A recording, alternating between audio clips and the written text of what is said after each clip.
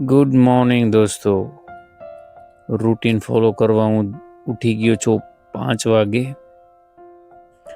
5 વાગે ઉઠી અને તરત જ આપણા તની મીલ જે તૈયાર કરવાની છે એમાં લાગી જવાનું.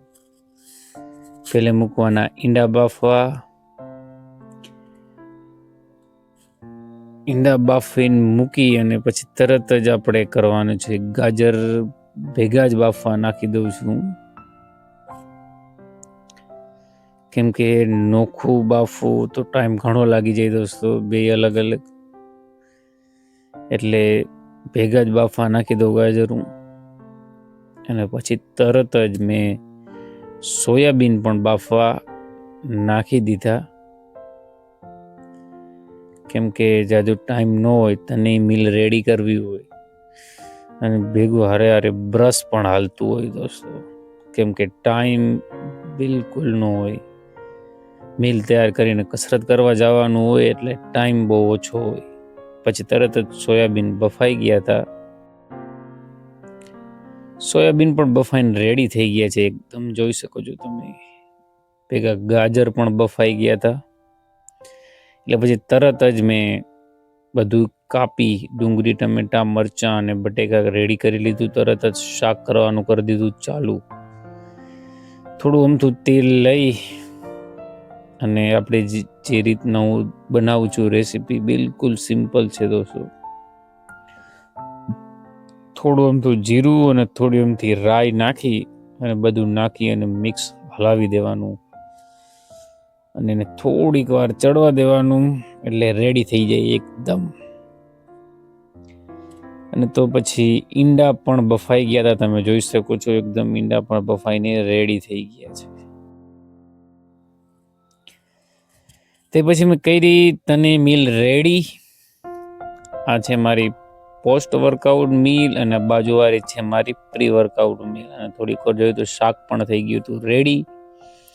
આ છે આપણી બપોરની મીલ, જે આપણે રિલાયન્સમાં કામે જાય અહીંયા લઈ છીએ. જોઈ શકો છો એકદમ ગરમા ગરમ થઈ ગયું છે રેડી. સોયાબીન અને બટેકાનું શાક. અને આ છે આપણું સ્નેક. આ જે ફ્રૂટ થઈ ગયું છે પૂરું, એટલે ખાલી દાળિયા. પછી આપણે આપણું કર્મ કરવા ચાલ્યા ગયા છત ઉપર કસરત કરવા, જે આપણું કર્મ પણ છે અને આપણું ધર્મ પણ છે, કસરત કરવા. અને આ જોઈ શકો છો આપણો ખજાનો તમે, જે આપણા લાઈફની એક બેસ્ટ ઇન્વેસ્ટમેન્ટ છે. તે પછી તરત જ આજ મારો બેક ડે હતો, એટલે મેં તૈયારી કરી. બેક, બાયસેપ્સ અને રિયલ ડે, એટલે કે પુલ ડે છે આપણો. આપણે કરી તૈયારી. પહેલી એક્સરસાઇઝ મેં લીધી wide grip lat pull down, જેના મેં ફૂલ કોન્ટ્રેક્શન અને ફૂલ સ્ટ્રેચથી લીધા 4 set back to back. Lat pull down એક જોરદાર કસરત છે દોસ્તો. જો તમે પુશઅપ્સ અને પુલઅપ્સ ના કરી શકતા હોય તો આવી કમ્પાઉન્ડ મુવમેન્ટ એક્સરસાઇઝ તમારા વર્કઆઉટમાં જરૂર સામેલ કરો, કેમ કે આ તમારા બેકને બહુ જોરદાર સ્ટિમ્યુલસ આપે છે. એના ફૂલ કોન્ટ્રેક્શનથી મેં લીધા ટોટલ 4 સેટ.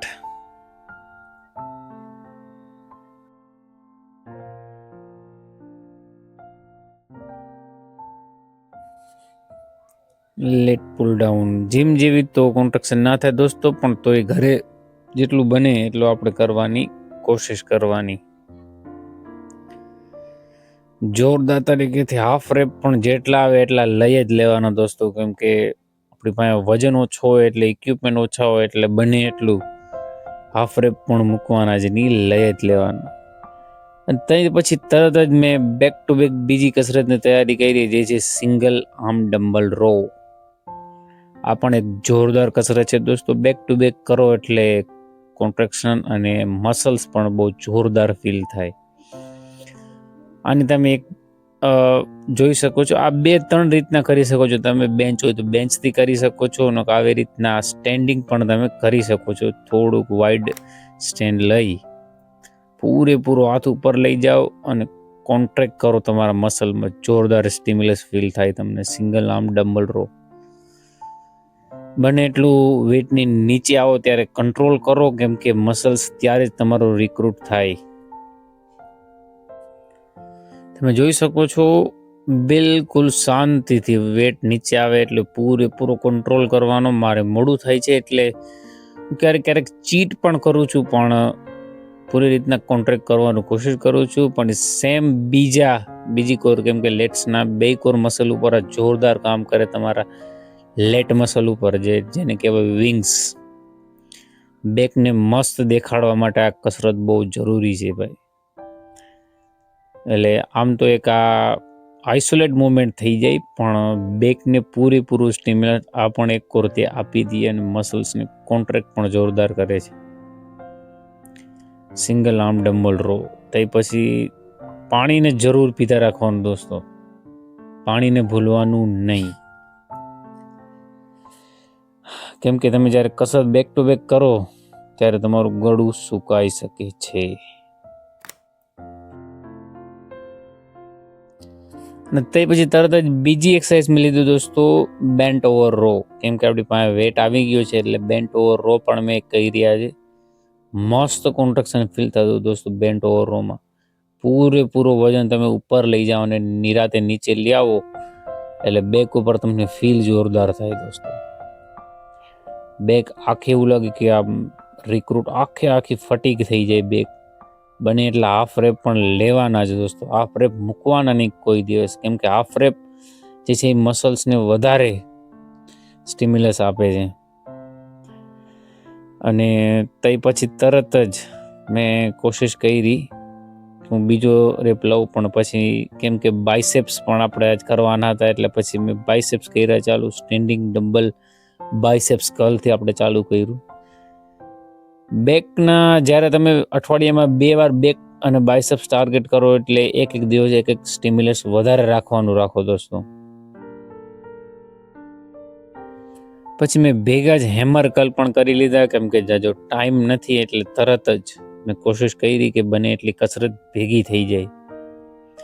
કેમ કે ટાઈમ ન હોય એટલે ટ્રાય કરવાનું કે એક કસરતમાં 2 મસલ્સ ભેગા આવી જાય અને ભેગા એની 2 મસલની કસરત થઈ જાય.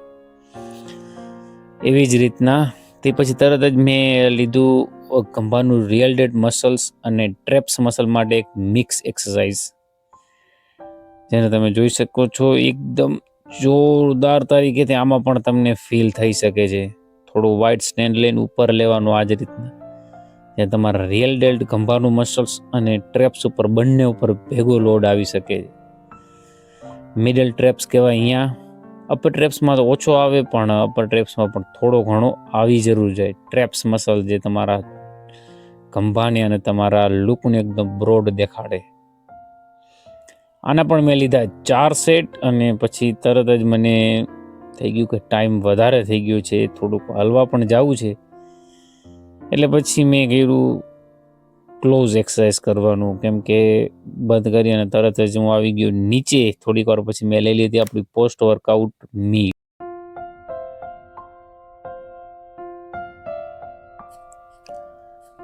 પોસ્ટ વર્કઆઉટ મીલ દોસ્તો કમસે કમ તમે જો ટાઈમ હોય તો એમાં કમસે કમ 20 થી 25 મિનિટનો ગેપ રાખો, પણ ન હોય તો લઈ લ્યો તો ચાલે. કેમ કે મારી પાસે ટાઈમ નથી એટલે હું આવીને કમસે કમ 5 મિનિટ 10 મિનિટના ગેપે લઈ લઉં છું. અને બને તો રાખો, કેમ કે તમે જ્યારે કસરત કરીને આવ્યા હોય એટલે મસલ્સ તરફ બ્લડ ફ્લો જાજુ હોય. તે પછી તરત જ મેં લીધે મારા વાઇટામિન્સ જે છે ફિશ ઓઇલ અને જે B12નું જે છે ડોઝ છે. તે પછી ગયો હું તરત થોડીક વાર હાલવા. મસ્ત માહોલ હોય, સવારનો માહોલ બહુ જોરદાર હોય દોસ્તો હાલવા માટે. એકદમ શાંત અને મસ્ત વાતાવરણ હોય એકદમ. હાલવાની મજા જે છે ખરેખર સવારે જ આવે દોસ્તો. તમારી પાસે ટાઈમ હોય, મારી પાસે ટાઈમ ઓછો છે તો એ પછી મેં ટ્રાય કરી થોડાક ફૂલ શોટ લેવાની, પણ થોડાક સિનેમેટિક કરવાની, પણ હજુ નો થયો એટલે તરત જ મેં ટ્રાય કર્યું ફ્રન્ટ શોટ લેવાનું. મસ્ત સવારે દોસ્તો હાલવાની મજા આવતી હતી એકદમ. તમે માહોલ જોઈ શકો છો. મજા આવે એકદમ.